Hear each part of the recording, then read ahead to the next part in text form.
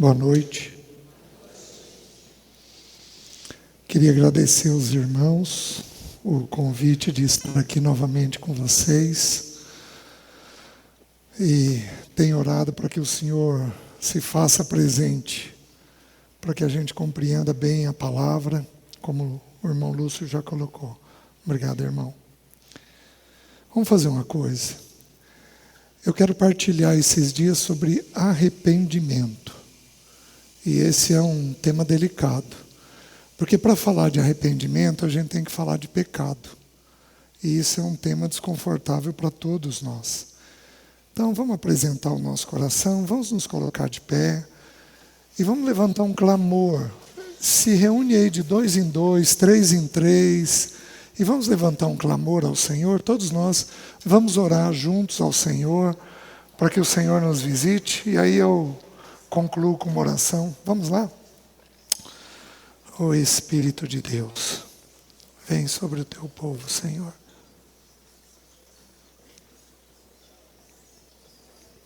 Nos dá do teu conhecimento, como foi colocado.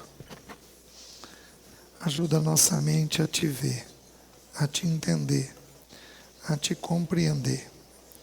Ajuda-nos, Senhor. Dá-nos uma clareza da tua vontade, dos teus desígnios para nós. Precisamos do Senhor para isso. Por isso, sê por nós e nos visita. Faz isso com o teu povo. Considera a minha indignidade e dos meus irmãos. E visita-nos, ser o nosso socorro nessa noite. Senhor, em nome de Jesus, visita o teu povo. Somos indignos, seja de falar, seja de ouvir a tua palavra. Mas nos colocamos nessa noite como crianças, que olham para cima, que nada sabem e que de tudo dependem. Por isso visita os nossos corações. Tira toda a dureza, tira toda a confusão, toda a incerteza. Como já foi orado, nós nos sujeitamos a Ti, resistimos ao diabo, e o Senhor prometeu que Ele fugiria de nós. Então esse lugar é Teu, esse lugar Te pertence. Por isso, sê por nós e nos ajuda. Nós oramos em nome de Jesus. Amém. Podem sentar.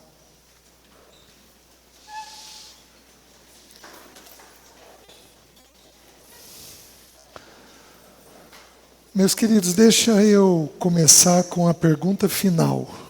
O salmista faz assim, né? Ele começa com a conclusão. Quem aqui é casado que este ano pediu perdão ao seu parceiro? Levanta a mão. Certo. Quem aqui é casado que este ano não pediu perdão ao seu parceiro? Levanta a mão. Certo. Quem aqui está na condição de solteiro, está ainda com os pais, ou precisa prestar contas aos pais de alguma maneira, que este ano pediu perdão a eles? Levanta a mão. Quem aqui dos jovens este ano não pediu perdão? Levanta a mão. Quem aqui não pediu perdão a ninguém esse ano? Levanta a mão. Certo. Por que eu estou começando desse jeito? Porque a ideia é de que quando a gente peca, a gente pede perdão. Não é normal nós passarmos 75 dias quase sem pedir perdão. Ou você está no estágio muito elevado da vida cristã, o que é possível, porque é possível nós vivermos não precisando pedir perdão continuamente. Ou você está num estágio muito elevado, ou você não está lidando bem com o tema arrependimento. Você não está percebendo o que você faz, os erros que você tem. Então eu gostaria de trabalhar com os irmãos, vamos até onde o Senhor nos permitir. Nós vamos ter hoje à noite, amanhã de manhã, amanhã à noite, domingo de manhã. Nós temos aí algumas horas para caminhar na palavra, para nós identificarmos alguns pecados que existem no nosso coração. E para nós, podemos dizer para nós, para o Senhor e para os irmãos, se nós temos este pecado ou não, se isso está presente dentro de nós ou não. Eu vou definir pecado daqui a pouco, assim como eu vou definir arrependimento daqui a pouco. Mas eu preciso criar um pano de fundo para nós entendermos o que eu vou pregar. Abra em 1 João, capítulo 2. É um texto muito conhecido. 1 João, capítulo 2.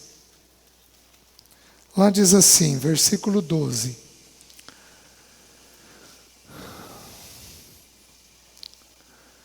Filhinhos, eu vos escrevo porque os vossos pecados são perdoados por causa do seu nome. Pais, eu vos escrevo porque conheceis aquele que existe desde o princípio. Jovens, eu vos escrevo porque tendes vencido o maligno. Filhinhos, eu vos escrevi, ele muda o tempo do verbo. Primeiro ele falou, eu vos escrevo, agora eu vos escrevi. Eu vos escrevi porque conheceis o Pai. Pais, eu vos escrevi porque conheceis aquele que existe desde o princípio. Jovens, eu vos escrevi porque sois fortes e a palavra de Deus permanece em vós e tendes vencido o maligno. São 3 os estágios da carreira cristã: filhinhos, jovens e pais. Então, todo aquele que é nascido de novo, se o tempo lhe permitir, porque depende muito de quando ele vai se converter, se o tempo lhe permitir, ele vai passar pelos 3 estágios da vida cristã, ou pelo menos deveria passar pelos 3 estágios. Por que eu digo se o tempo permitir? Por exemplo, o ladrão da cruz. Ele se tornou um irmão na cruz. Deu tempo dele sair do filhinhos para os jovens? Não. Ele morreu como filhinhos, porque ele foi chamado no final da vida dele. Vocês lembram aquela parábola que o Senhor Jesus contou de um administrador que saiu a contratar às 6 da manhã, às 9 da manhã, ao meio-dia, às 3 da tarde, às 5 para 6, e pagou todas as pessoas com o mesmo valor, 1 denário? E aqueles que foram contratados mais cedo consideraram aquilo injusto, porque eles trabalharam o dia todo. O que a parábola ensina? Primeiro, ela ensina sobre a fidelidade de Deus. Segundo a minha forma de ver, a parábola fala sobre o tempo do novo nascimento. Alguns nascem de novo às 6 da manhã, na infância. São criados no Evangelho e têm uma experiência genuína de novo nascimento. Alguns nascem às 9 da manhã, na adolescência. Alguns nascem ao meio-dia, na juventude. Alguns nascem às 3 da tarde, na meia-idade. Alguns nascem às 5 para 6, na velhice. No finalzinho da vida. O Senhor chama pessoas de todas as idades, em todas as eras. Então, o fato é que, ao nascermos de novo, nós entramos, não importando a idade, nós entramos na caminhada das 3 etapas. Se vai ser possível ou não cumprir as 3 etapas, vai depender basicamente de 2 coisas: do tempo de vida que nós teremos e da resposta que o nosso coração vai dar àquela experiência de maturidade que o Senhor foi nos trabalhando. Vocês estão entendendo? O povo do Egito podia ter entrado na terra de Canaã com 2 anos de deserto. No 2º ano de deserto, Deus mandou os espias, os 12 espias. 10 voltaram dizendo, não temos condições. 2 disseram, vamos, eia, avante, vamos entrar e possuamos a terra. Que foi Josué e Calebe.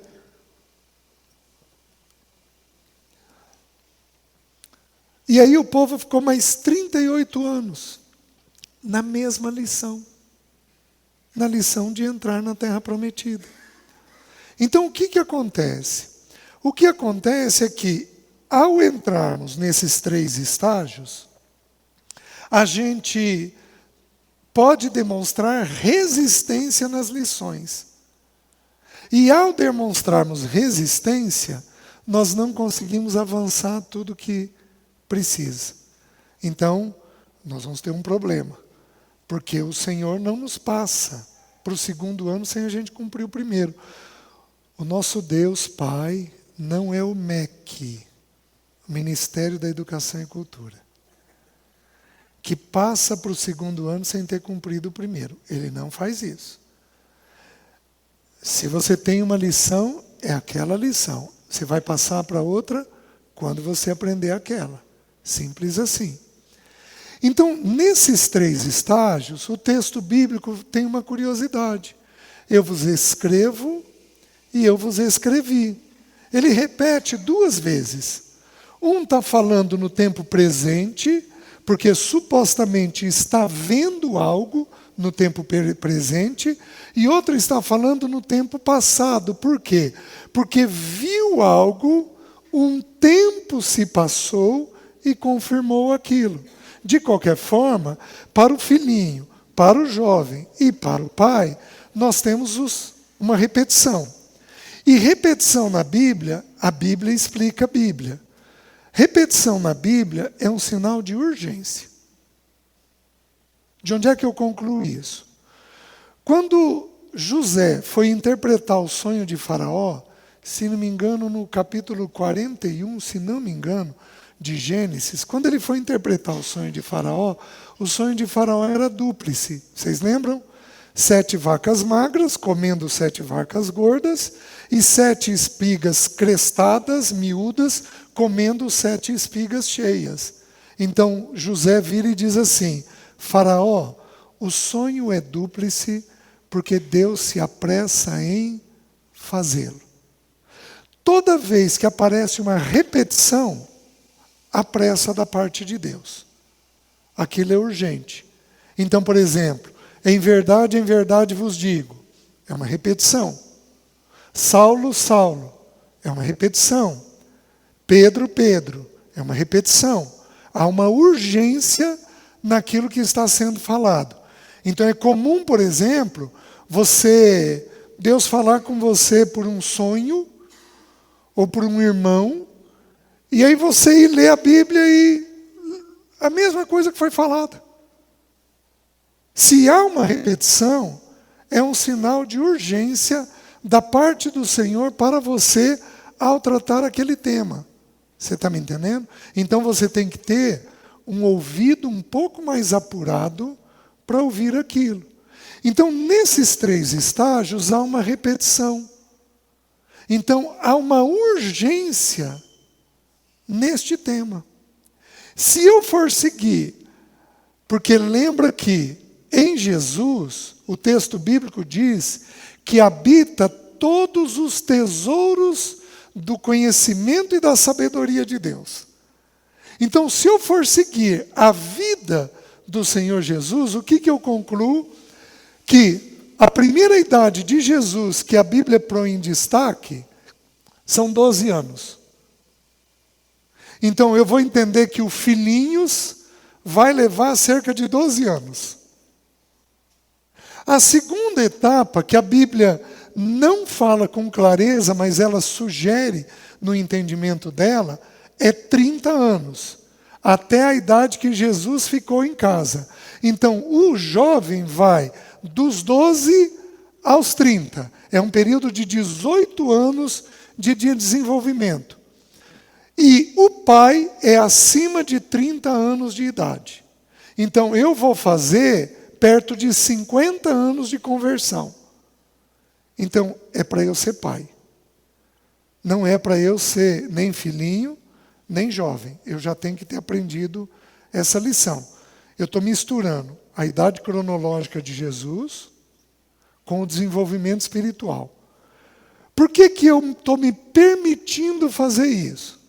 Porque em Jesus habita todos os tesouros da sabedoria de Deus. Então, tudo que ele viveu é encontrado para ser uma aplicação para as nossas vidas, de como é que nós vamos viver.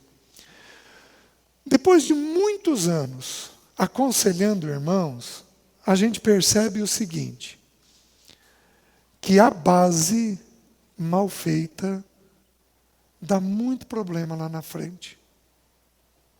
Muito problema. Quem aqui é engenheiro ou construtor? Levanta a mão. Levanta alto, por favor. Isso. Nós temos aqui algumas pessoas. O que é mais importante de um prédio de 10 andares? O telhado ou a fundação? O filhinhos é a fundação. Se ele for mal feito, você vai ter problema com a juventude e com o pai. Porque você não compreendeu direito esse fundamento da fé. Você precisa compreender o fundamento da fé. E aqui ele vai dizer algo simples. Ele vai dizer, filhinhos, eu vos escrevo porque os vossos pecados são perdoados por causa do seu nome. Então a primeira coisa que ele está dizendo é que no desenvolvimento do filhinhos, nós temos que dizer com clareza quais são as nossas tendências pecaminosas. Você tem que dizer com clareza, eu tenho tal pecado me rodeia. Tal pecado é um problema. Se você não faz isso nos filhinhos, a etapa seguinte é a etapa do jovem. Mas o que é a etapa do jovem? Vai dizer, jovens, eu vos escrevo porque tendes vencido o maligno. Na etapa do jovem, nós vamos decorar a palavra e nós vamos ter embates espirituais com o maligno. Se você não identifica os seus pecados, o maligno tripudia em cima de você. Ele arma laços e mais laços para você pisar, às vezes com os 2 pés, nesses laços. Por quê? Porque a primeira fase não foi bem feita. Você quer ver outra coisa que Satanás faz? Vai te consumir de culpa. Porque você não aprendeu a resolver a questão do pecado. E aí você fica vulnerável a um dardo inflamado do maligno com culpa. Que o livro de Apocalipse nos ensina, capítulo 12, versículo 10 a 12. Onde vai dizer que o diabo é o acusador dos irmãos diante da face de Deus. Então, para fazer o estudo bem feito, nós teríamos que estudar as 3 etapas. Jovens, filhinhos, jovens e pais.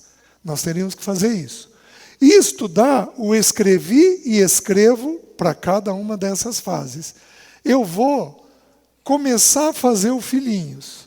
Depois, se algum irmão tiver o encargo, você fica à vontade para dar uma continuidade. Eu quero, se o Senhor me permitir, daqui a pouco poder gravar um estudo sobre essas 3 etapas aí com detalhes, porque eu acho que dá muitas horas de estudo. A gente saber qual é como lidar com o mundo, que é o que a gente lida na fase do filhinho, como lidar com o diabo, que é o que a gente lida na fase do jovem, como lidar com o pecado, que é o que a gente lida também na fase do filhinho, com as tendências pecaminosas que a gente tem. Então você tem tendências pecaminosas dentro de você. E você vai ter que identificar elas para construir uma base sólida. Até aqui está dando para entender? Simples. Certo? Simples. Ele diz assim, filhinhos, há 3 palavras no Novo Testamento para filhos. São 3 palavras no original. Nós temos paidion e teknon. Paidion é uma palavra que significa criancinha. Teknon, no grego, que significa criança. E huios, que significa filho adulto, filho maduro. Para nós, quando diz que nós somos filhos, via de regra é usada teknon. Se não me engano, são 3 ou 4 menções que vai usar para nós, huios, vai falar que nós somos filhos adultos. O resto tudo é criancinha. Então nós somos o que diante de Deus? Criancinhas, até a fase da juventude. Para nós, a primeira vez que é citado que nós somos adultos, sabe que vez que é? Quem aqui é briguento? Levanta a mão. Levanta alto, por favor, irmãos. Nossa! A água daqui é igual de Contagem? Não é possível, irmão Cleiton. Deve ser água mineira, né? Vamos de novo, deixa eu começar de novo. Quem é bravo, levanta a mão. Melhorou um pouco. Quem fala o que não deveria falar, levanta a mão. Tá ficando bom. Quem sobe um pouco o tom de voz, levanta aqui. Quem é barraqueiro, levanta a mão.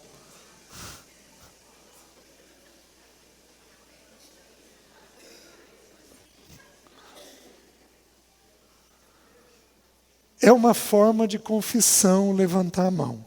E a Bíblia diz que ao confessarmos nós somos curados. Amém?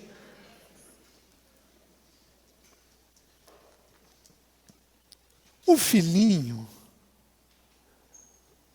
ele só é usado para nós como adulto. Sabe o que o texto bíblico diz?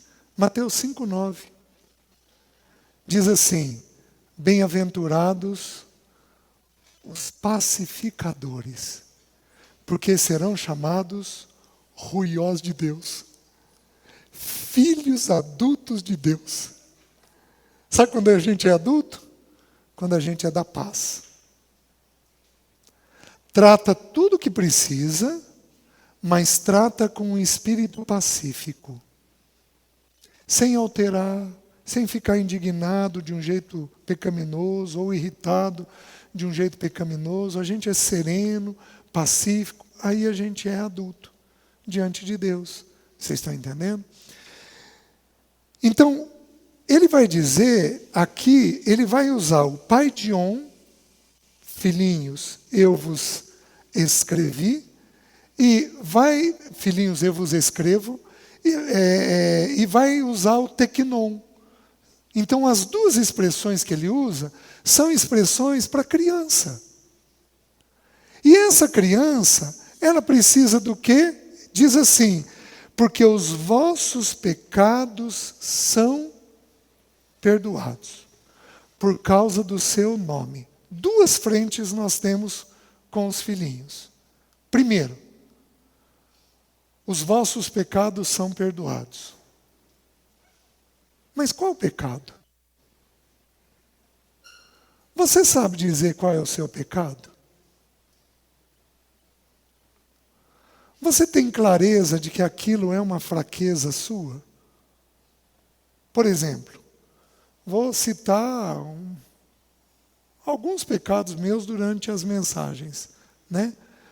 Mas, por exemplo, eu se ficar cansado demais, eu fico com a língua afiada.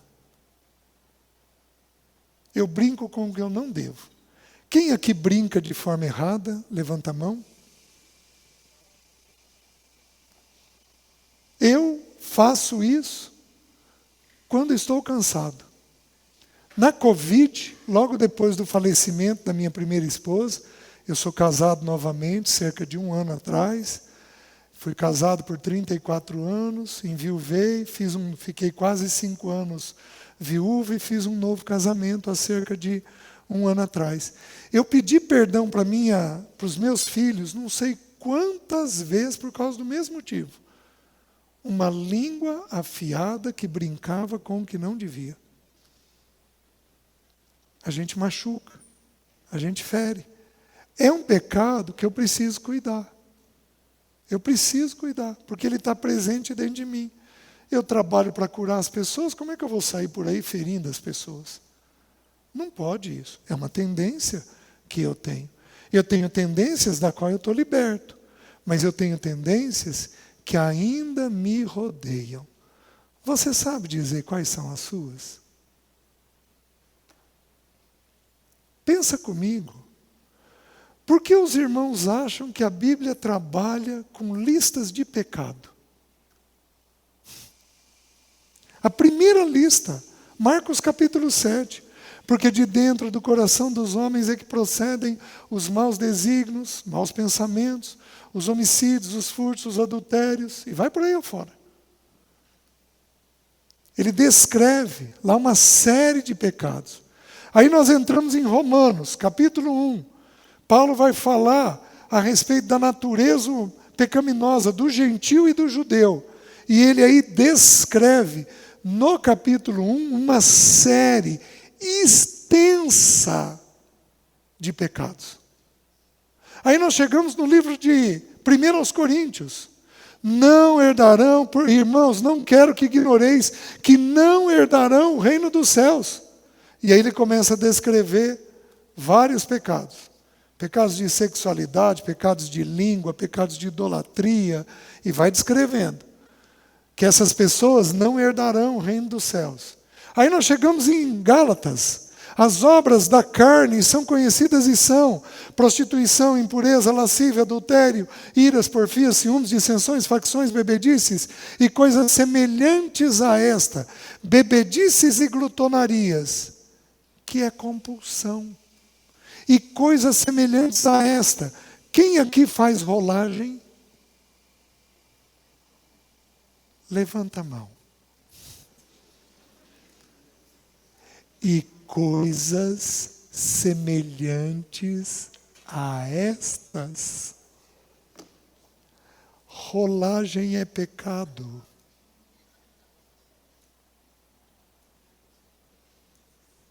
Do dedo e dos olhos, da mente. Toca no primeiro pecado descrito pelo Senhor Jesus. Aí nós temos Paulo, aos Colossenses. Quem aqui lida mal com injustiça? Quando vê uma injustiça, inflama. Levanta a alta mão. Olá! Sabe o que diz lá? Longe de vós toda indignação. Pecado. Como é que nós vamos fazer? Quantas brigas nós não tivemos esse ano? Porque somos indignados. Porque somos irados, irritados, meus queridos. Se você não identificar, você vai correr risco no avanço espiritual.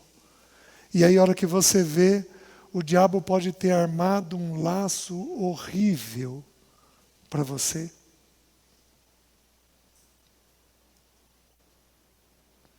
Os vossos pecados são perdoados. O que eu gostaria de fazer? Se o Senhor permitir, nesses próximos dias. Nós não temos tempo de olhar todas as listas. Então eu vou fazer um garimpo e mostrar os principais pecados que o povo de Deus costuma ter. Talvez a gente estude a primeira lista, que é a do Senhor Jesus, completa, mostrando as tendências pecaminosas que a gente tem. Quem aqui pensa muito, levanta a mão. Olá, primeiro pecado.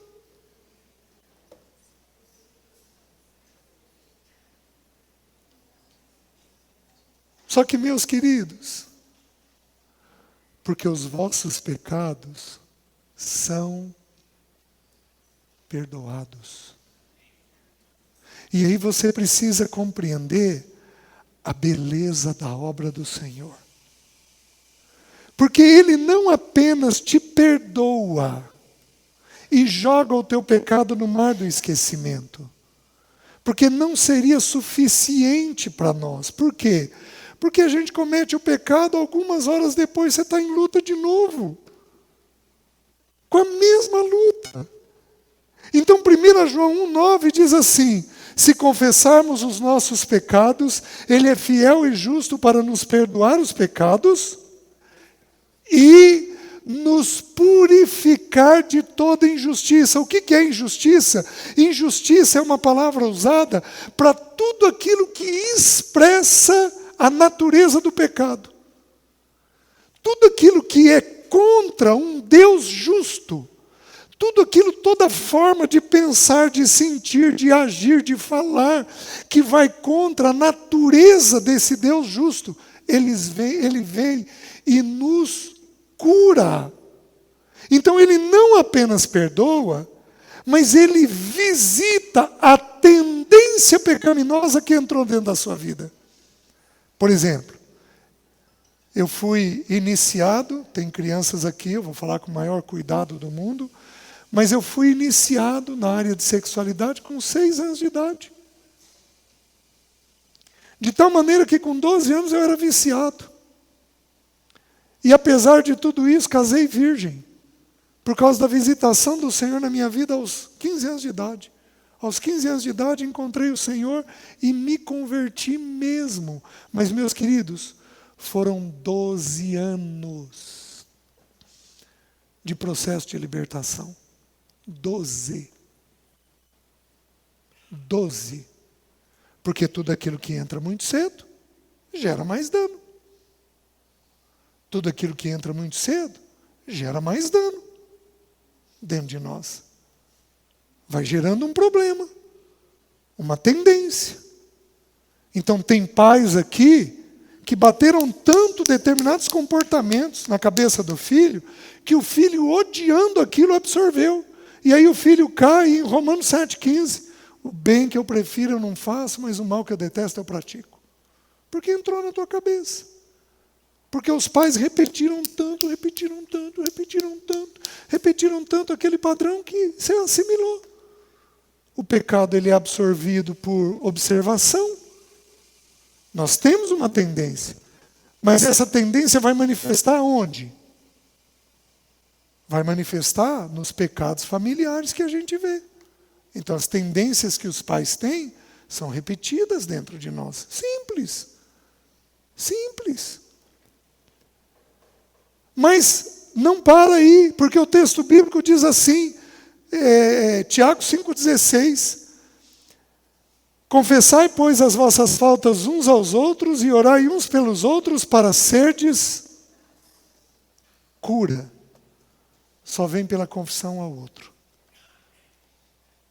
E aí o 17, muito pode por sua eficácia a súplica do justo. Meus irmãos, nós somos visitados pela confissão ao Senhor, mas nós somos curados na confissão uns aos outros.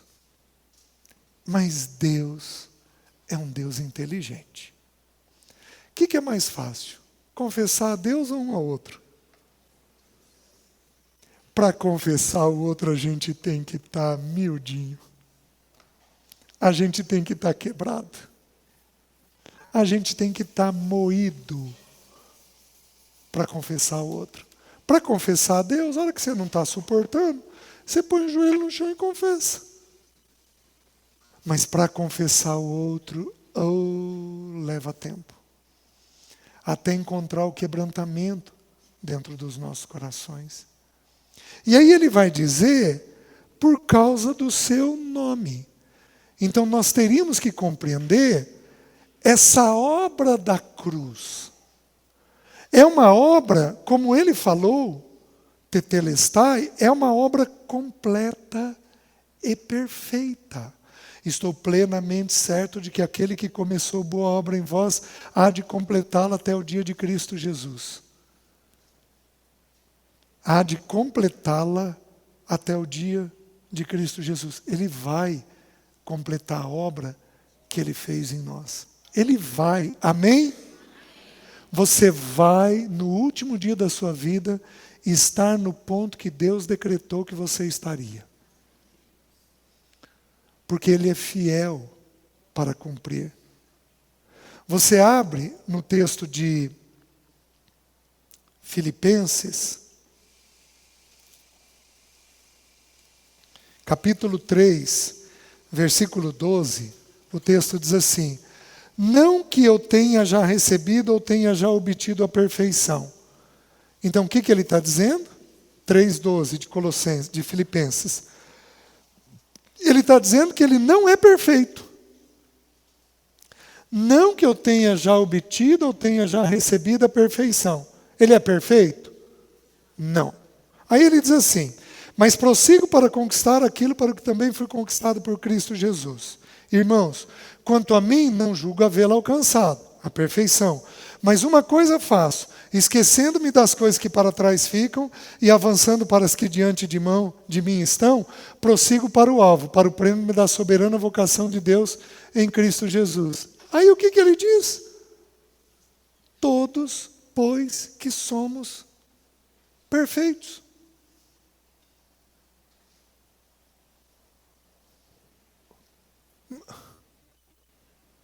Ele está se contradizendo? Não. Ele está revelando uma profundidade, porque a Bíblia nunca se contradiz. Então, é mais ou menos o seguinte: você já chegou no 100% que Deus escreveu para você? Não. Mas se até os 38% que Deus escreveu, você se sujeitou, até aqueles 38% você é considerado perfeito. Por isso que nós temos essa ambiguidade. Então nós somos perfeitos naquilo que Ele já trabalhou, mas não somos perfeitos naquilo que Ele ainda vai trabalhar. Vocês estão entendendo? Então eu vou até o caixão, se o Senhor não voltar antes, eu vou até o caixão sendo trabalhado em coisas. Uma vez eu chamei um irmão, ele era um pastor de pastores, pastor Alan MacLeod, um homem de Deus, um homem de oração. A gente estava reunindo num grupo familiar e eu falei: irmão Alan, o irmão não vem dar uma palavra para a gente? Claro, César. E aí ele veio dar a palavra, e meus irmãos, aí ele contou uma experiência. Ele estava como diretor do seminário, a esposa dele, ele era americano, a esposa dele também. E aí um seminarista estava fazendo aniversário, então a esposa dele fez um bolo para comemorar. E como toda boa americana, ela contou o número de presentes e cortou as fatias de forma igual no número de presentes. E ele comeu o pedaço dele, mas ele falou que o bolo estava muito bom. E ele contando para a gente a experiência. Que ele viu que sobrou um pedaço de bolo. E ele entrou em luta interna por causa daquele pedaço de bolo. Ele começou a cobiçar. Bom, sobrou. De repente a dona Joana, a esposa dele, diz assim: cadê fulano? Ah, fulano ficou no quarto, estudando para uma prova que vai ter amanhã. Não, leva aqui o pedaço de bolo dele. E aí diz que ele pecou por cobiça, ficou com raiva. Ele contando e eu falando: meu Deus, ele sofreu por um pedaço de bolo, eu sofreria pelo bolo inteiro. Ele estava na condição de pai e eu de filhinho, compulsivo do jeito que eu era. Não importa, até o caixão, nós vamos com lutas internas pelo pecado. Se você não identifica, você é presa do diabo. Porque você não teve a coragem de dizer para si mesmo: isso daqui é uma tendência que eu tenho. Eu não posso brincar com isso daqui. Não posso. Eu tenho que cuidar dessa área minha. Os irmãos estão entendendo? Então amanhã eu quero dar uma olhadinha nessa lista para a gente ir identificando. Mas Eu quero fazer uma coisa hoje. Eu quero falar do pecado dos pecados. Tem pecadinho e pecadão? Não. Tem diferença de consequência? Tem. Então, tem pecados que trazem uma consequência maior do que outros pecados. Faz sentido? Tudo bem. Mas, meus queridos, é força de expressão. Tem um pecado que é o pecado. Porque ele mostra a natureza do pecado dentro de nós. Deixa eu explicar algo para vocês. Eu preciso definir o que é pecado. O que é pecado? Você vai me falar assim, desobediência. Tá certo, mas ainda não define o que é pecado. Ah, é sofrimento? Tem verdade nisso, mas ainda não define o que é pecado. Em João, capítulo 16, não precisa abrir, eu só vou citar, o Senhor Jesus falou assim, e quando o Espírito vier, o irmão Lúcio citou João 16 essa noite, e quando o Espírito vier, ele vos convencerá do pecado, da justiça e do juízo. E aí ele define pecado. Do pecado, porque não creem em mim. O que é pecado? Não crer em Jesus. Mas o povo de Deus crê em Jesus? Amém? Mas quando você tem um pensamento que Jesus não teve, você está crendo? Quando você tem uma emoção que Jesus não teve, você está crendo? Quando você tem uma vontade que Jesus não teve, você está tendo? Não. Então, toda vez que você pensar, sentir ou fazer algo que Jesus não faria, isto é pecado. Isso transmite a natureza do pecado. Jesus foi áspero alguma vez? Não. Porque ele era manso. Tá, mas e quando ele vira e diz para os fariseus, raça de víboras? Sepulcros caiados. Ele está dizendo uma verdade? Tá. Ele falou de forma áspera? Não. Porque ele falou uma verdade de forma mansa. Porque ele era manso, mesmo falando uma verdade difícil. E quando ele despreza a mulher sírio-fenícia? Despreza. Porque Jesus pode desprezar alguém? Não. Mas quando ele tem aquela conduta perto da mulher sírio-fenícia, que tem uma filha possessa,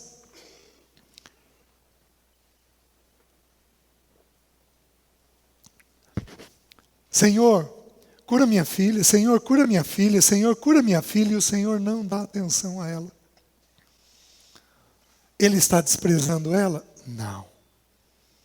Ele está ensinando uma lição a ela e aos discípulos que estavam vendo a situação. Então ela fala tanto, que Jesus responde assim, não é bom tomar o pão dos filhos e dá-los aos cachorrinhos. Forte, né? Só que Jesus não pisa cana quebrada, nem torce aquela que fumega. Jesus estava experimentando a fé dela. Jesus estava dizendo o seguinte, eu vim para Israel e não para as outras nações. Naquele momento, ele estava ensinando isso. E ela, tomada por uma fé enorme, vira e diz o quê? Sim, meu Senhor, mas os cachorrinhos também comem das migalhas que caem da mesa. E Jesus diz, não vi fé como essa.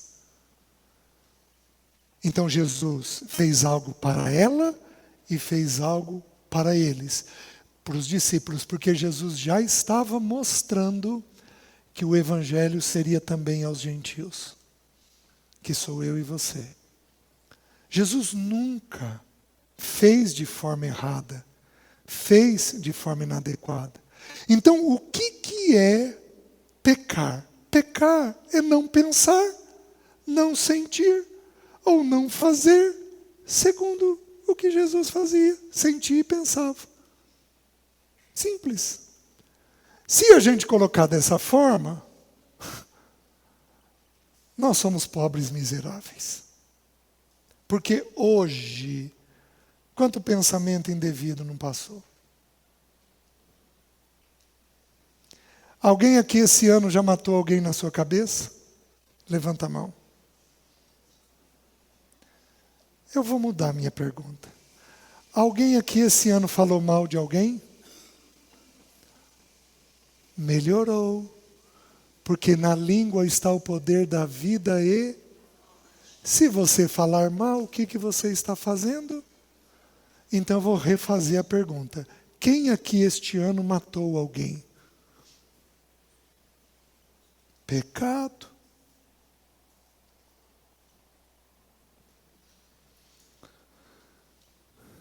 Mas aí vamos avançar um pouquinho mais. O que é obediência? Obediência é submissão à vontade de alguém. Docilidade. Uma pessoa dócil. É uma pessoa obediente. E qual é a palavra, do meu ponto de vista, que mais traduz pecado? Que mais traduz a natureza do pecado? Sabe que palavra seria? Independência. É mais que desobediência. É independência. É estar independente do Criador. Pensem comigo, meus amigos. Meus irmãos, vamos pensar como tudo começou. A Bíblia diz assim, que Satanás é criação. Vocês concordam que Satanás foi criado por Deus? Certo? O texto bíblico diz que Satanás está pecando desde que ele foi criado. Então ele foi criado para ser diabo. Certo? Então alguns irmãos entendem dessa forma, outros irmãos entendem que ele era um anjo caído, que ele era um anjo que caiu da sua posição. Por quê? Porque ele quis ser igual a Deus. Pensa comigo. Qual é a diferença do Criador e da criação? Você é o quê? Criador ou criação? Criação. Qual é a diferença do Criador e da criação? Digamos que eu seja um pintor de tela. Eu sou o Criador. Eu pego uma tela e eu decido o que eu vou pintar. Vou pintar um nascer do sol, vou pintar um pôr do sol, vou pintar um barco, vou pintar uma casa de fazenda. Eu decido o que eu vou pintar. Então eu sou o Criador. Eu tenho o quê? Independência. O quadro pode dizer para mim o que ele quer que seja feito? Eu tenho um sonho que eu vou cumprir dia 21. Agora, semana que vem. Os meus filhos me deram de presente de Natal.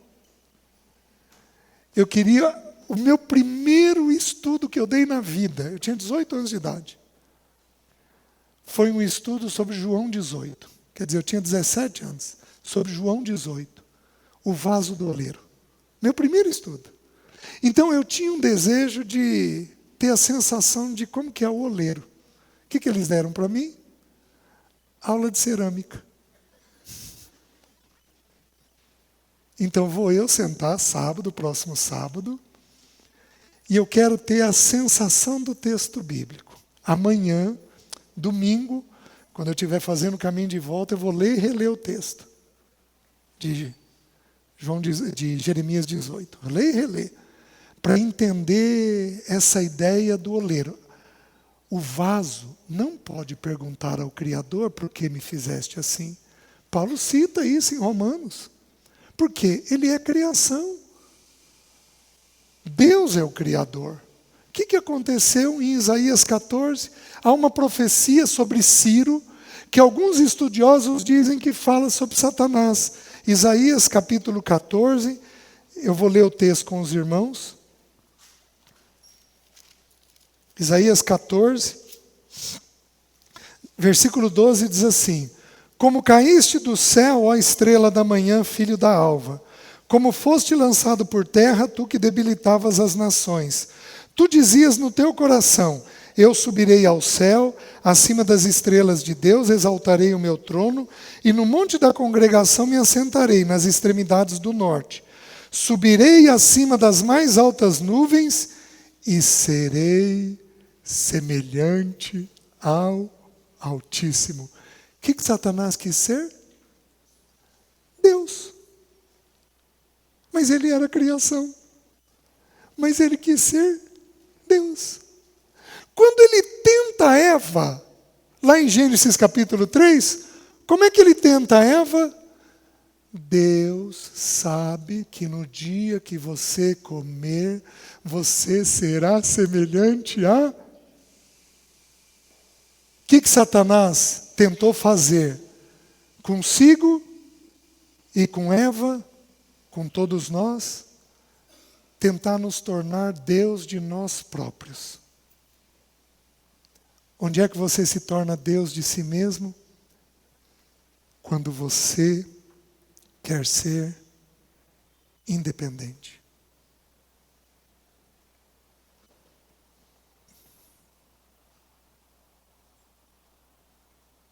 Quando você pensa o que quer, sente o que quer, faz o que quer. Vocês estão me entendendo? Você se torna Deus de si mesmo.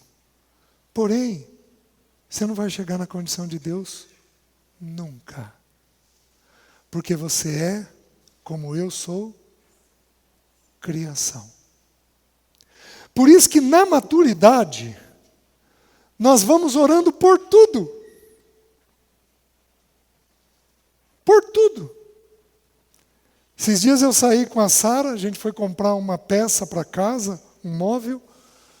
Ela foi orando o caminho todo. Senhor, abre-nos o lugar, abre-nos a porta, leva-nos ao vendedor certo. A gente está com necessidade dessa peça, desse móvel.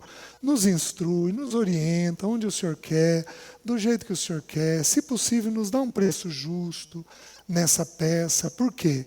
Porque na maturidade, nós vamos orando para termos tudo de acordo com a vontade dEle. Quando criancinhas, como é que é a nossa oração? Dá, dá, dá. E Ele sabe entender porque a gente é criança. Quando jovens, a gente ora pelas batalhas.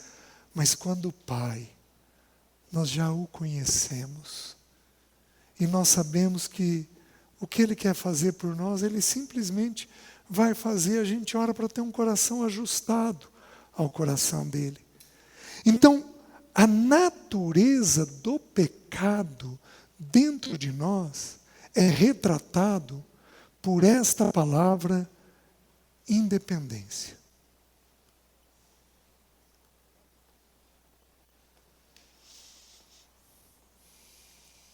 Quantos de nós aqui apenas não comunicamos aos pais o que vamos fazer? Vocês estão entendendo? A gente apenas comunica, sem perguntar, sem querer saber, sem considerar, pai, sobre isso daqui, o que o senhor acha? Quantos de nós? Eu tinha 27 anos de idade, 27 anos, já estava casado há 5 anos, casei com 22, resolvi comprar um terreno. Fui lá, pus o carro à venda, fui lá e comprei o terreno. Liguei para o meu pai, feliz da vida, mas feliz da vida. E primeira coisa que eu comprei grande na vida, liguei para o meu pai. Pai, comprei um terreno, 27 anos. O que eu estava esperando dele? Ele faz uma pergunta. Filho, a caída é para frente ou é para trás? Eu falei, por quê? Aí ele me falou, filho, se a caída do terreno for para frente, quem drena a água é a prefeitura. Se a caída for para trás, quem drena a água que vai para o vizinho é você. Errou meu pai de não ter me ensinado antes, errei eu de não ter tido a humildade de perguntar. Para mal dos pecados era para trás. Aprendi a lição. Nunca mais tive problema com isso. Compreendi como é que funcionava tudo. Os irmãos estão entendendo? Então a gente vai aprendendo a ouvir e ver Deus nas direções que a gente vai recebendo. Os irmãos estão entendendo? Tem alguns aqui que não são de bater boca,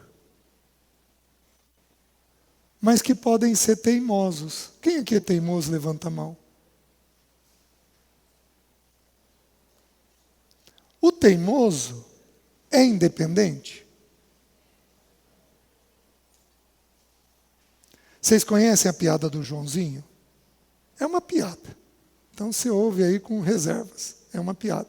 Mas faz muito sentido. Joãozinho tinha 8 anos de idade. Estava estudando na sala de aula, tocou o sinal do recreio, ele saiu e foi brincar. Tocou o sinal de volta, toda a sala entrou, ele também entrou. E aí a professora virou e falou, turma, senta para eu começar a dar aula. Todo mundo sentou, menos o Joãozinho. E aí a professora achou que ele não tinha ouvido. Joãozinho, por favor, senta para eu começar a aula. E o Joãozinho virou e respondeu assim, 8 anos. Não vou sentar. A professora achou que ele estava brincando. Joãozinho, por favor, senta. Não vou sentar. Aí ela viu que era sério. Joãozinho, senta que eu quero começar a dar aula. A senhora não entendeu? Eu não vou sentar. Joãozinho, o que eu vou precisar fazer para você sentar? Eu não vou sentar. Joãozinho, eu vou ter que chamar a diretora. Pode chamar. Eu não vou sentar. A professora teve uma ideia genial. O pai morava perto. Ela vira e diz assim, tá bom, Joãozinho. Eu vou sair e vou chamar teu pai. E aí você se resolve com o teu pai. Aí o Joãozinho diz assim, tá bom. Eu vou sentar. Mas eu quero que a senhora saiba que por dentro eu estou de pé. Quem aqui é Joãozinho? Levanta alto, por favor. Isso. Isso é uma forma sutil de independência. A essência do pecado não é a sexualidade, o roubo, a língua afiada, não é os pensamentos. A essência do pecado é querer fazer do nosso jeito. E aí, meus queridos, você tem que tomar uma decisão. Se você quiser vencer a primeira etapa da carreira cristã, o filhinhos, você vai ter que aprender a lidar com a tua independência. Vocês estão entendendo? Olha o que houve comigo. Eu não tenho grandes... Eu fui um bom filho. Não fui desobediente. O que pai e mãe falavam, eu fazia, mas eu era Joãozinho. Contrariado, por dentro querendo do meu jeito, mas eu fazia. Então, eu não tive grandes problemas. Mas eu saí para estudar fora, eu venho de uma cidade muito pequena, e eu saí para estudar fora com 12 anos de idade. Aos 15 me converti, aos 22 eu casei. Então, uma parte principal da minha formação, que foi a adolescência, eu vivi sozinho. Então eu aprendi a tomar decisões sozinho. Casei. Vocês acham que eu soube ouvir minha primeira esposa? Cometi o pecado grave de não saber ouvi-la. Por quê? Porque eu tive 10 anos de treinamento em fazer do meu jeito.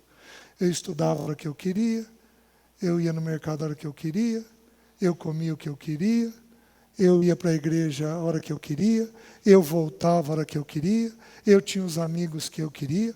Pela graça de Deus eu tinha sido salvo aos 15 anos. E eu passei a tomar boas decisões, porque eu estava no Senhor. Mas a essência do pecado estava trabalhada dentro de mim. Fazia do meu jeito. Quem aqui é rígido, metódico ou perfeccionista? Levanta a mão. Esses vão ter uma natureza teimosa. Porque para o perfeccionista ou metódico só tem um jeito certo de fazer as coisas. Qual que é? O dele. Ó, os irmãos estão me entendendo muito bem. E a grande maioria maciça das coisas dá para ser feita de muitas formas. Mas dá para ser feita de muitas formas. Não precisa ser daquele jeito que a gente pôs na cabeça. E aí, nós temos isso nos consumindo por dentro.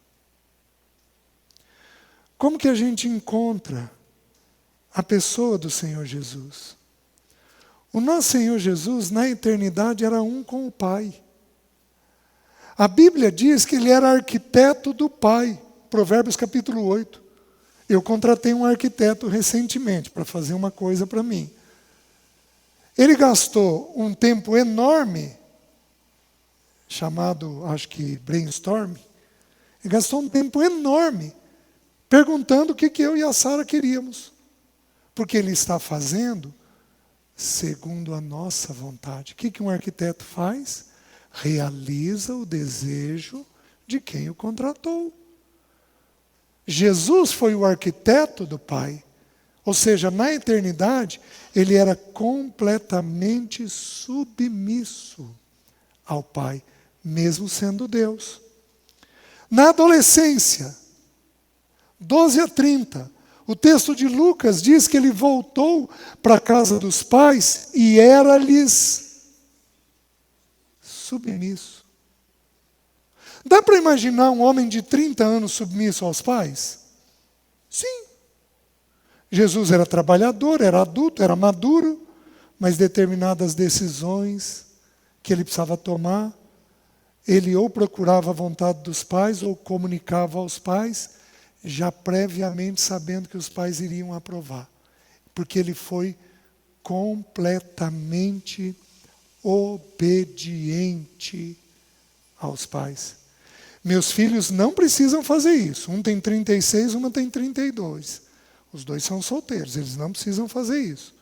Mas os dois, toda viagem que eles vão fazer, seja para encontros, seja para trabalho, pai, o senhor pode orar? Pai, estou querendo fazer isso. O que o senhor acha? O senhor acha que é possível? Eles não precisam. Mas eles aprenderam que é um plus de segurança. Quando os filhos têm essa atitude de temor, de terem a humildade de perguntarem. Vocês estão entendendo? Jesus era completamente obediente.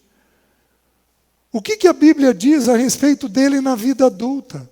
João 4, versículo 34, não precisam abrir, diz assim, que a minha comida consiste em fazer a vontade do meu Pai e realizar a sua obra. Comida fala de coisa essencial. Então, o que Jesus tinha em mente o tempo todo?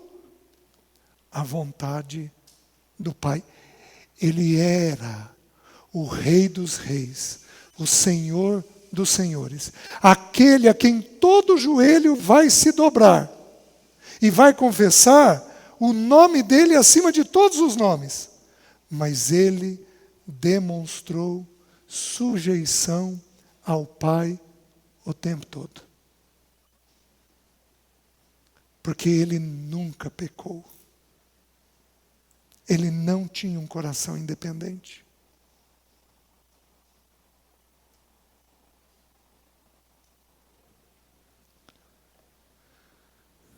João 5,30. Não precisam abrir. O meu juízo é justo, porque eu não julgo segundo a minha vontade, e sim segundo a vontade daquele que me enviou. Ou seja, toda situação difícil que ele vivia, de oposição que ele vivia, que ele tinha que ter um enfrentamento, ele não julgava segundo a mente dele, ele julgava segundo a mente do Pai. Pai, o que o Senhor pensa dessa situação? É para falar, é para calar, é para agir, é para sentir? O que é para fazer nessa situação? João 6,38 diz que ele não falou nada que não fosse segundo a vontade do Pai. Quem aqui fala muito, levanta a mão. Levanta alto. Aquele que muito abre os lábios procura angústias para a sua alma. Meus queridos, a gente lê os 4 evangelhos em cerca de 10 horas. Porque não é pelo muito falar. O que Jesus falou e fez, a gente lê em 10 horas e dura mais de 2000 anos. Porque não é pelo muito falar. Muitos aqui falam muito porque querem convencer. Muitos aqui falam muito porque querem ter o controle. Querem que saia do seu jeito. Muitos aqui falam muito por soberba. E tudo isso é pecado. A gente tem que ser o mais preciso possível. E falar apenas da maneira que Deus falaria. Jesus fez tudo isso. Em João 7, há uma expressão muito curiosa, porque tem tanta briga de igreja, pode isso, não pode aquilo, é batismo do Espírito, não, é enchimento do Espírito, tem tanta briga, é por aspersão, é por imersão, é dízimo, é oferta, tem tanta briga, mas tanta briga dentro da casa de Deus por causa disso ou daquilo, tem tanta heresia nos dias atuais. Sabe o que Jesus diz? Jesus falou assim, João 7,17. Quem quiser conhecer, quem quiser fazer a vontade do Pai, conhecerá sobre a doutrina. Só entende o Evangelho do jeito adequado gente que aprendeu a se submeter. Gente que tem um coração independente não entendeu a essência do Evangelho. Porque o que está predominando é uma criatura sendo Deus. E não um Criador expressando a vontade, não uma criação expressando a vontade do Criador. Toda a sua vida foi regrada pela vontade do Pai.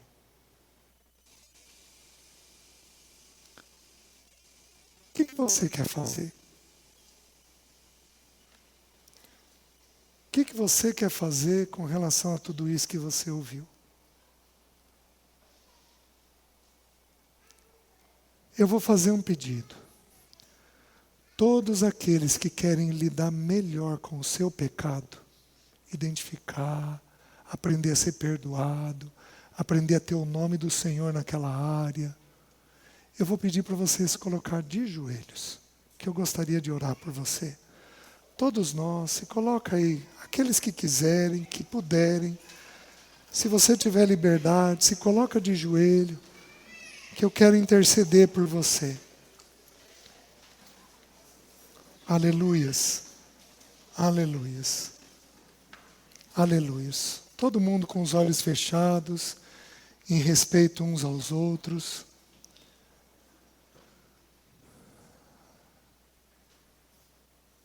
Senhor Jesus, Senhor Jesus, Senhor Jesus, tem misericórdia de nós, porque temos tentado ser Deus, Perdoa os pensamentos segundo nós mesmos, as emoções segundo nós mesmos, as condutas segundo nós mesmos, perdoa-nos. E dá-nos uma íntima convicção de fazermos tudo segundo a sua vontade. Visita-nos, para que o teu bom nome seja glorificado. Somos totalmente dependentes de uma visitação do teu Espírito Santo. Eu oro em nome de Jesus. Amém. Pode se sentar. Deixa eu dar uma última instrução.